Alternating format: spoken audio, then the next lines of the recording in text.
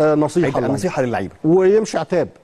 الجمهور ما بيتخاصمش، الجمهور ما بيتعاندش، الجمهور ما ينفعش تزعل منه.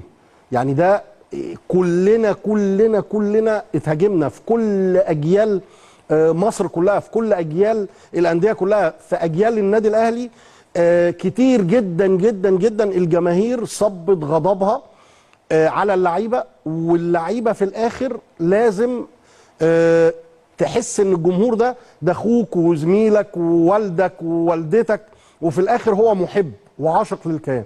ده اللي ما بياخدش ولا مليم من الموضوع، ده اللي ما بياخدش اي مصلحه غير ان انت بتروحه فرحان. كويس. فانا مع الشناوي جدا، والشناوي لانه لعيب كبير ولعيب خبره وعدى بالمواقف دي كتير وعارف كان يذهب الجماهير تحيه الجمهور بعيدا عن اي حاجه حصلت قبل المباراه. هي برضو كانت عايزه ثبات انفعالي شويه، لكن اللعيبه ما فيش حد غلط. خلينا نتفق ان ما فيش اي لعيب اخطا. هو كل الموضوع اللعيبه ردت الخساره بتاعت باتشوكا وفرحت الجمهور النهارده، واستقبلت الهجوم العنيف من الجماهير بكل تواضع وبكل صدر رحب، وفي الاخر ردوا لك الجميل.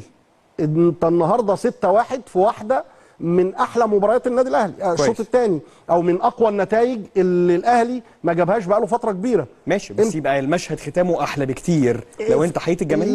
اللعيبه زعلانه شويه، بس في الاخر ما يعني قصدي ايه، ما فيش تجاوز. احنا بنتكلم بشكل صريح، ده قرار مين؟ ده قرار الكابتن؟ لا قرار مدير الكوره؟ لا قرار مين؟ ده قرار اللعيبه، ده قرار اللعيبه. اسمع مني، ده قرار اللعيبه حتى ممكن ما قبل المباراه. مش بتكلم في اللي حصل. المفروض فرقه خلصت مباراه وفي جمهور بتروح تحييه، ده قرار مين؟ ما هو ده الثبات الانفعالي اللي انا بكلمك فيه. الاراء جوه الملعب مختلفه.